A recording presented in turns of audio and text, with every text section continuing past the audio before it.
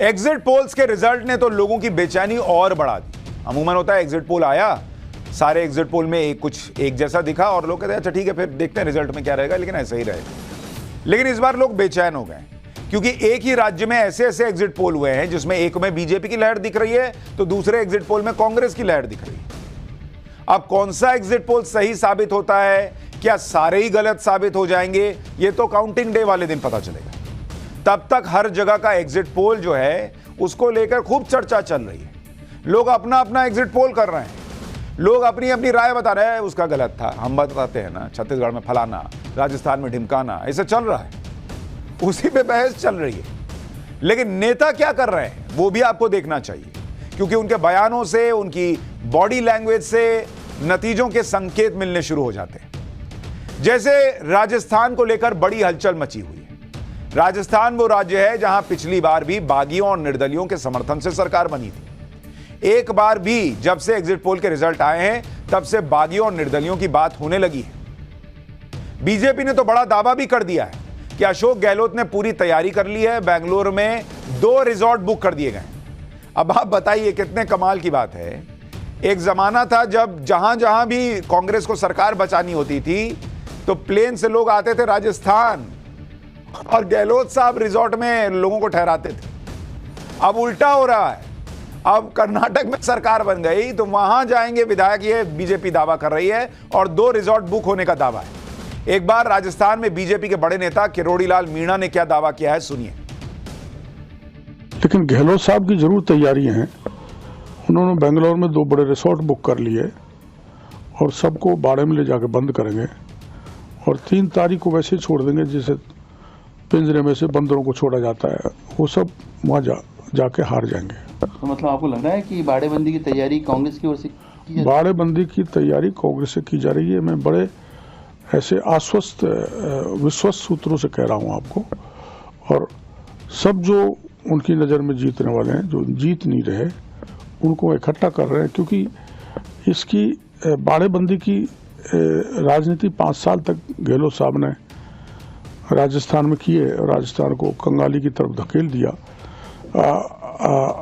जो है अति पिछड़ गया राजस्थान। यानी बीजेपी के नेताओं का दावा है कि भाई गहलोत साहब को यह लग रहा है कि अगर मामला बहुत करीब भी पहुंचा तो मैक्सिमम यह हो सकता है कि भाई हंग असेंबली हो जाए और कहीं हमारे विधायक न टूटे, क्योंकि अगर बीजेपी को क्लियर मेजॉरिटी मिल गई तो फिर तो जरूरत ही नहीं पड़ेगी। वैसे कांग्रेस ये बात कह भी रही है कि जरूरत पड़ी तो राजस्थान के अपने विधायकों को रिजॉर्ट में भेजेगी। राजस्थान में कांग्रेस के नेता प्रताप सिंह खाचरियावास ने कहा कि जरूरत पड़ी तो रिजॉर्ट पॉलिटिक्स भी वो करेंगे, कोई भजन कीर्तन करने थोड़ी आए। सुनिए कांग्रेस के नेता को।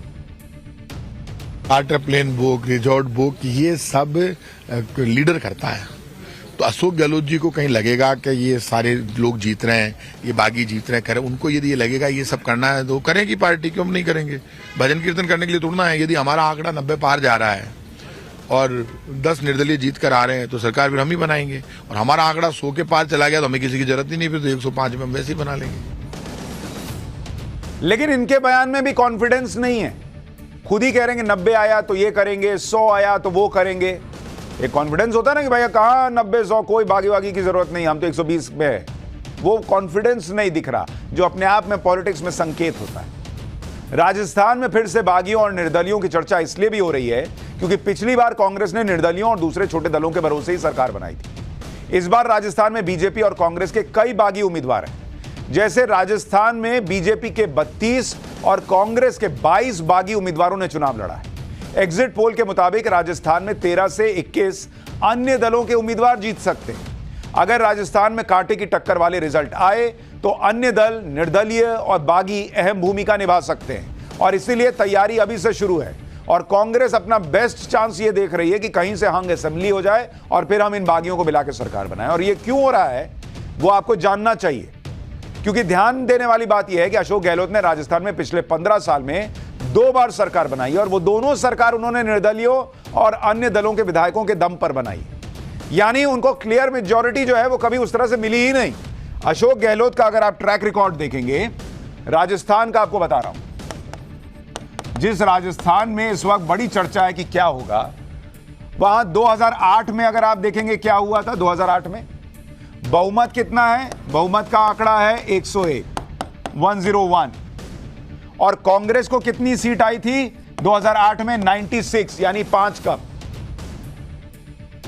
इसके बाद आप देखिए 2018 में कांग्रेस की सरकार बनी और यहां जो 96 आई, ये भी फिर अशोक गहलोत साहब ने जो है वो निर्दलियों की मदद से, बागियों की मदद से उन्होंने सरकार बनाई थी।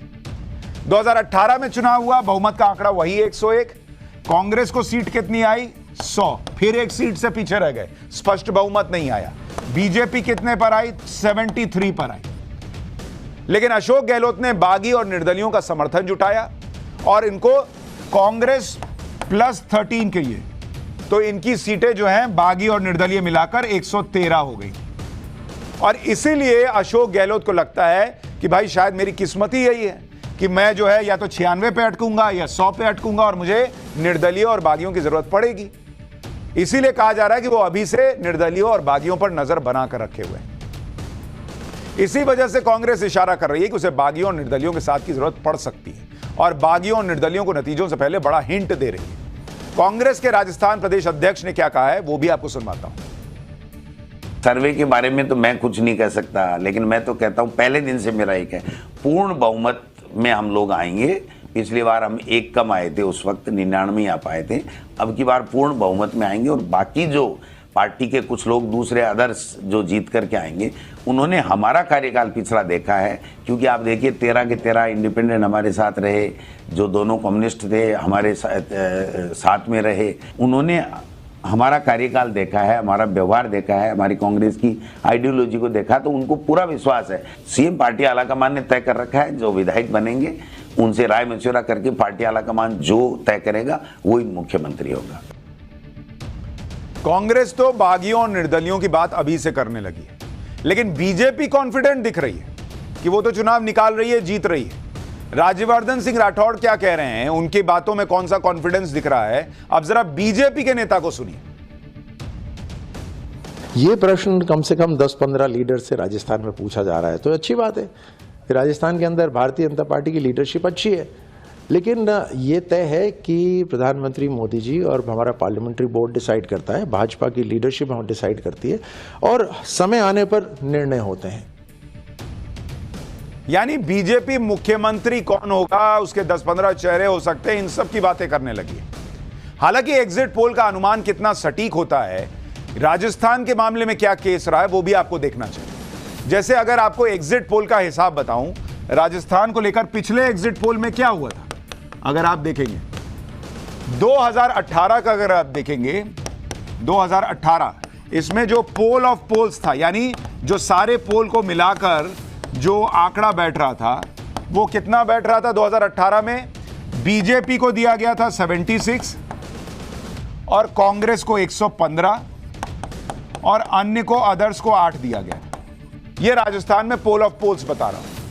फाइनल रिजल्ट क्या आया था, फाइनल क्या आया, बीजेपी आई थी, अगर आपको 1 मिनट यहां बताता हूं, बगल में रहेगा तो आपको दिखेगा। फाइनली क्या रिजल्ट आया था, बीजेपी को कितनी सीटें आई थी, 73 बीजेपी को आई थी, यानी 76 प्रेडिक्टेड था, 3 कम आई। कांग्रेस को 115 प्रेडिक्टेड था, कांग्रेस को 15 सीट कम, यानी 100 सीट आई थी, माफ कीजिएगा 100 सीट, ये 100 सीट है। और अन्य को 8 बताया गया था पोल ऑफ पोल्स में, लेकिन उनको 26 सीट आई थी, क्योंकि एग्जिट पोल जो है वो बीएसपी को जो सीटें आई थी 6 और जो निर्दलियों को करीब 13 सीटें आई थी, उसको उन्होंने अनुमान नहीं लगा पाए थे। इसी तरह से अगर आप 2023 का एग्जिट पोल देखेंगे तो 2023 का एग्जिट पोल क्या कह रहा है, पोल ऑफ पोल्स कह रहा है बीजेपी 104, कांग्रेस 84 और अदर्स जो हैं उनको 12 सीट दे रहा है। अब अगर एग्जिट पोल का ट्रैक रिकॉर्ड राजस्थान के लिए ऑलमोस्ट सही ही रहा कि भाई कांग्रेस की सरकार बननी थी, बन गई, थोड़ी सीटें कम आई लेकिन बन गई, तो उसी हिसाब से अगर देखिएगा तो इस बार भी अगर एग्जिट पोल का ट्रैक रिकॉर्ड सही चला तो बीजेपी की सरकार राजस्थान में बन सकती है। और हालांकि एग्जिट पोल के आंकड़े जरूरी नहीं कि ये फाइनल रिजल्ट की तरह ही दिखें, कोई गारंटी नहीं होती इसकी, लेकिन एक पुराना हिसाब देखिए तो समझ में आता है। और इसीलिए शायद खुद अशोक गहलोत पूरी तरह कॉन्फिडेंट नहीं दिख रहे। कल एग्जिट पोल के नतीजे आने से पहले ही अशोक गहलोत ने क्या कहा था, एक बार आपको सुनवाता हूं। देखिए एग्जिट पोल कुछ भी है, सरकार कांग्रेस की बन रही है राजस्थान के अंदर। 5 राज्यों में बीजेपी कहीं नहीं आ रही है। 5 राज्यों में मुझे लगता है बीजेपी कहीं जीत नहीं रही है, नंबर 1। यानी एक लाइन में वो बोले कि 5 राज्यों में बीजेपी कहीं नहीं जीत रही, और अगली सांस में बोले कि मुझे लगता है कि बीजेपी कहीं नहीं जीत रही। यहां भी कॉन्फिडेंस कम दिख रहा है। ये सब पॉलिटिक्स में थोड़ा बॉडी लैंग्वेज, शब्दों के बीच क्या छिपा है, ये सब समझना पड़ता है। इसलिए अब बागियों और निर्दलियों पर नजर है कि अगर क्लोज फाइट हुई तो फिर कैसे अपने विधायकों को संभालना है और कैसे बागियों और निर्दलियों को भी पाले में लाना है। और इसी वजह से रिजॉर्ट पॉलिटिक्स अभी से एक्टिव हो चुकी है कहा जा रहा है। रिजॉर्ट पॉलिटिक्स का मतलब जिस पार्टी को अपने विधायकों के टूटने का डर होता है वो अपने नेताओं को एक जगह रिजॉर्ट में, होटल में ले जाकर रुकवा देती है ताकि उन्हें पाला बदलने से रोका जा सके और वो अपनी पार्टी के प्रति वफादार रहे। राजस्थान की तरह ही तेलंगाना में भी बताया जा रहा है कि कांग्रेस अपने विधायकों को कर्नाटक शिफ्ट कर सकती है जहां कांग्रेस की सरकार है। तेलंगाना के कई एग्जिट पोल में कांग्रेस को बहुमत के आसपास सीटें मिलती दिख रही हैं, फिर भी कांग्रेस कोई रिस्क नहीं लेना चाहती। सूत्र बता रहे हैं कि तेलंगाना में जिन कांग्रेसी विधायकों के जीतने की संभावना ज्यादा है उन नेताओं के पास कांग्रेस ने अपने 2 प्रतिनिधि ऑलरेडी भेज दिए हैं कि पकड़ के रखो, कहीं इधर उधर ना चला जाए। जैसे ही उम्मीदवार को चुनाव आयोग से जीत का सर्टिफिकेट मिल जाएगा वैसे ही उन्हें अलग लोकेशन पर शिफ्ट किया जाएगा, यह भी दावा किया जा रहा है, और उसके बाद उन्हें बेंगलुरु ले जाया जा सकता है। मतलब कांग्रेस को अपने विधायकों पर इतना भी भरोसा नहीं है कि जीतने के पहले ही इस तरह की खबरें उड़ने लगी कि भाई उनको पकड़ के रखो वाला हिसाब। अगर कांग्रेस तेलंगाना के अपने विधायकों को बेंगलुरु शिफ्ट करती भी है तो बहुत संभावना है कि उन्हें बेंगलुरु के ईगल्टन रिजॉर्ट में रखा जा सकता है, क्योंकि यही वो रिजॉर्ट है जहां पहले भी कांग्रेस अपने विधायकों को ठहरा चुकी है। यह है वो रिजॉर्ट। गुजरात और कर्नाटक के विधायकों को इसी रिजॉर्ट में ठहराया जा चुका है। इस रिजॉर्ट से आपको एक रिपोर्ट दिखाता हूं कि यहां किस तरह का माहौल रहता है, फिर आगे की बात। हम अभी खड़े हैं बेंगलुरु के कुछ ही दूर पर ईगल्टन रिजॉर्ट। बहुत सारे दर्शकों को ये रिजॉर्ट पता होगा क्योंकि यहाँ पर जो पॉलिटिकल ड्रामा बहुत सालों से होते आ रही है वो फिर से लग रहा है कि फिर से होने वाली है, क्योंकि यहाँ पर हमने पहले देखा है कि मध्य प्रदेश से एमएलए हो, गुजरात से एमएलए हो या कर्नाटका के ही एमएलए हो, उनको यहाँ पर लाया गया था ताकि कांग्रेस अपनी सरकार बचा सके या बना सके। और अभी फिलहाल अब ऐसा दिख रहा है कि बहुत सारा क्लोज कॉन्टेस्ट होने वाली है बहुत सारे स्टेट्स में। अभी कर्नाटका कांग्रेस को ये इन्फॉर्मेशन दिया जा रहा है कि वो रेडी रहें ताकि एक सिचुएशन ऐसा हो कि कांग्रेस को अपनी एमएलएस को सेफगार्ड करना है तो कर्नाटका बुलाया जाएगा और ऐसे ही कुछ रिजॉर्ट में एमएलएस को रखे जाएंगे। दरअसल कर्नाटक में इस वक्त कांग्रेस की सरकार है और वहां के deputy CM DK Shivakumar को रिजॉर्ट पॉलिटिक्स का माहिर माना जाता है। कर्नाटक में साल 2018 में फ्लोर टेस्ट के दौरान कांग्रेस और जेडीएस के विधायकों को रिजॉर्ट में ठहराया गया था और इस पूरे ऑपरेशन की जिम्मेदारी डीके शिव कुमार ने ही संभाली। रिजॉर्ट पॉलिटिक्स के सवाल पर डीके शिव कुमार अभी तो कुछ खुलकर नहीं कह रहे, लेकिन उन्होंने इसके संकेत दे दिए। एक इंटरव्यू में डीके शिव कुमार ने कहा है कि तेलंगाना में बीआरएस कांग्रेस विधायकों को खरीदने या उन पर दबाव डालने की कोशिश कर रही है, लेकिन हमारे विधायकों को खरीदा नहीं जा सकता। डीके शिव कुमार ने कहा कि अगर हाईकमान कहेगा तो विधायकों को संभाल लेंगे। एक बार मीडिया से बातचीत में डीके शिव कुमार का बयान सुनिए। ಯಾರು ಕೊಟ್ಟಿಲ್ಲ, ಫೋನ್ ಮಾಡಿಲ್ಲ, ಚುನಾವಣಾ ಏನು ನಿಮ್ಮ ಸಮೀಕ್ಷೆಗಳು ಬರ್ತಾ ಇದೆ, ನನಗೆ ನನ್ನದೇ ಆದಂಥ ಅಭಿಪ್ರಾಯ ಇದೆ. ಸೊ ಒಳ್ಳೆಯದಾಗಲಿ, ಕಾಂಗ್ರೆಸ್ ಪಕ್ಷಕ್ಕೆ ಎಲ್ಲ ರಾಜ್ಯದಲ್ಲೂ ಗೆಲ್ತೀವಿ ಅನ್ನೋ ಒಂದು ವಿಶ್ವಾಸ ನನಗಿದೆ. ಸೊ ಯಾವ ಶಾಸಕರು ಎಲ್ಲೂ ಹೋಗೋದಿಲ್ಲ, ಏನು ಅವಶ್ಯಕತೆ ಇಲ್ಲ. ಕೆಲವರು ಟ್ರೈ ಮಾಡ್ತಾ ಇದ್ದಾರೆ ಅಂತ ನನಗೆ ಗೊತ್ತಿದೆ. TRS ಅಲ್ಲೂ ಕೂಡ ಆಂಧ್ರ ಅಲ್ಲೂ ಕೂಡ ನಮ್ಮ ಅಭ್ಯರ್ಥಿಗಳನ್ನು ಫೋನ್ ಮಾಡಿ ಟಚ್ ಮಾಡ್ತಾ ಇದ್ದಾರೆ ಅಂತ ಕೂಡ ನನಗೆ ಅಲ್ಲೇ ಮಾಹಿತಿ ಬಂದಿದೆ. ನೋಡೋಣ, ನಮ್ಮ ಪಾರ್ಟಿಯವರು ಅಲ್ಲೇ ಲೋಕಲ್. अब रिजॉर्ट पॉलिटिक्स की जरूरत पड़ेगी या नहीं ये तो 3 दिसंबर तक पता चल जाएगा, लेकिन नेताओं को टेंशन अभी से। जैसे राजस्थान में तो अशोक गहलोत बड़ी टेंशन में दिख रहे हैं, वैसे ही टेंशन एमपी में कमलनाथ को भी है, क्योंकि उन्होंने मध्य प्रदेश में पूरा जोर लगा दिया था। लेकिन एग्जिट पोल्स ने तो मध्य प्रदेश की अलग ही कहानी बता दी है। हालांकि कमलनाथ ये सब एग्जिट पोल्स मानने को तैयार नहीं है, भाई जिसके पक्ष में नहीं होता वो नहीं मानता है। लेकिन क्या मध्य प्रदेश को लेकर एग्जिट पोल के आंकड़े सही साबित होंगे या एग्जिट पोल के आंकड़े से उलट नतीजे आ सकते हैं, यह बड़ा सवाल है। हमें पिछली बार का एग्जिट पोल का ट्रैक रिकॉर्ड भी देखना होगा मध्य प्रदेश का। पिछली बार यानी 2018 में अगर आप देखेंगे मध्य प्रदेश में क्या हुआ था, एग्जिट पोल मध्य प्रदेश के लिए अगर आपको बताऊं, एमपी के लिए मध्य प्रदेश 2018 में क्या हुआ था। 2018 में जो पोल ऑफ पोल्स था, पीओपी, उसमें बीजेपी को कितनी सीटें दी गई थी? बीजेपी को कहा गया था कि 110 सीट आएगी, पिछले बार का 2018 का बता रहा हूं। कांग्रेस को कहा गया था कि 108 सीट आएगी और अदर्स को जो है वो 12 सीट का अनुमान लगाया था। किसने? पोल ऑफ पोल्स ने, यानी सारे एग्जिट पोल को मिलाकर। यानी वहां पर क्लोज फाइट थी और बीजेपी 2 सीट से आगे दिखाई जा रही थी। रिजल्ट क्या आया था? रिजल्ट 2018 में आया था कि बीजेपी की सीटें आई थी 109, यानी 110 का दावा किया गया था, 109 आई थी, ऑलमोस्ट सही। कांग्रेस को 108 कहा गया था, कांग्रेस की सीटें आई थी 114 और अन्य के खाते में सीटें गई थी 7। यानी मध्य प्रदेश का पिछला एग्जिट पोल कमोबेश सही रहा था, यानी क्लोज फाइट होगी और बीजेपी को बढ़त दिखाई गई थी, लेकिन यहां पर कांग्रेस की बढ़त हो गई और चूंकि इतना क्लोज था तो ऊपर नीचे हो ही सकता था।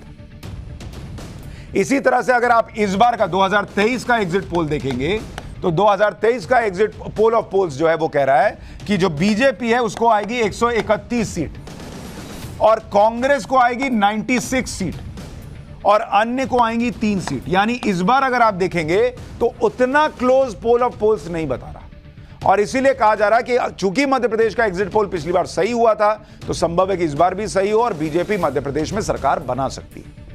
बड़ा गैप दिख रहा है इस बार, लेकिन फिर कहूंगा ये फाइनल तो है नहीं कि एग्जिट पोल में जो कह दिया वही रिजल्ट में होगा। और मध्य प्रदेश में क्या हो रहा है इसको लेकर अभी खूब कयास चल रहे हैं। एग्जिट पोल्स के सही गलत होने की चर्चा और बहस के बीच कुछ तस्वीरों पर बात करना जरूरी है। जैसे मध्य प्रदेश से आज एक दिलचस्प तस्वीर आई। इसमें बीजेपी अध्यक्ष जेपी नड्डा के साथ शिवराज सिंह चौहान और ज्योतिरादित्य सिंधिया दिख रहे हैं। इसमें नरोत्तम मिश्रा भी हैं और इनकी बॉडी लैंग्वेज से ऐसा लग रहा है कि चुनाव को लेकर कोई बड़ी चिंता नहीं। सारे कॉन्फिडेंट नजर आ रहे हैं। आप देखिए इस फोटो में ये एक मैसेज भी है कि चुनाव से पहले बीजेपी में जो गुटबाजी बताई जा रही थी, ये दिखाया जा रहा था कि मध्य प्रदेश में बीजेपी में फूट पड़ी हुई है और इसलिए चुनाव के बाद क्या होगा कुछ पता नहीं। लेकिन आज ग्वालियर से आई इन तस्वीरों ने बड़ा मैसेज दिया कि गुटबाजी जैसी कोई बात नजर नहीं आ रही। सिंधिया भी वहां पर हैं, शिवराज सिंह चौहान भी हैं, जेपी नड्डा का खूब हंसते खेलते स्वागत हुआ। अब नतीजे क्या आएंगे वो तो पता नहीं, लेकिन फिलहाल बीजेपी कॉन्फिडेंट ज्यादा दिख रही है। लेकिन अगर मध्य प्रदेश की तुलना में राजस्थान की तस्वीर देखें तो वहां पर पिछले 24 घंटे में 2 दिलचस्प तस्वीरें सामने आई। एक तस्वीर कल ही की है जब एग्जिट पोल आते ही मुख्यमंत्री अशोक गहलोत राज्यपाल कलराज मिश्र से मिलने पहुंच गए। इसके बाद आज कुछ देर पहले एक और दिलचस्प तस्वीर आई और इसमें वसुंधरा राजे राज्यपाल से मिलने के लिए पहुंच गई। ये तस्वीर देखिए।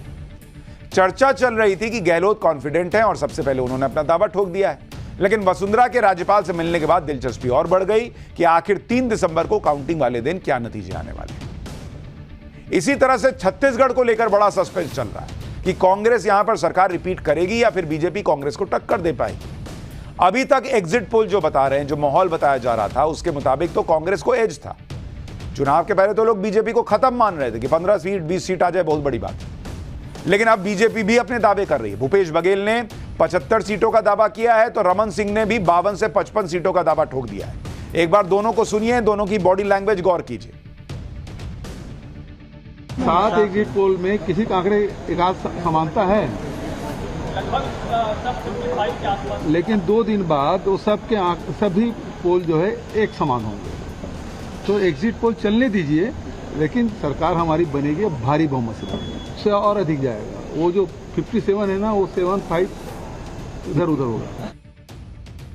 कि भारतीय जनता पार्टी और ज़्यादा सीटों में जीतेगी और कहीं न कहीं 52 से 55 सीटों पर भारतीय जनता पार्टी बढ़त लेकर स्पष्ट बहुमत से छत्तीसगढ़ में सरकार बनाने जा रही है। 75 पार की बात करने वाली कांग्रेस 50 से आगे बढ़ती दिखाई नहीं देती। 75 पार वाले 40 तक भी पहुंच गए। 2-3 सर्वे में जो रिपोर्ट आ रहा था 40 से 50 दिखाने का प्रयास हुआ, यानी 40 तक तो सर्वे की रिपोर्ट में कांग्रेस को आते हुए दिखाया जा रहा है, 42 तक आते हुए दिखाया जा रहा है। और कहाँ 75 पार करने वाले 40 में आके रुके हुए हैं। ये एग्जिट पोल का नतीजा है। जो 3 तारीख को जो नतीजा आएगा उसमें तो और चमत्कारिक होगा ये 40 नहीं, ये 35 से नीचे जाने वाली है कांग्रेस, क्योंकि ये 40 तक भी नहीं पहुंचेगी। मैं स्पष्ट रूप से आज आपको कह रहा हूँ 3 तारीख के नतीजे आपको दिखाएंगे।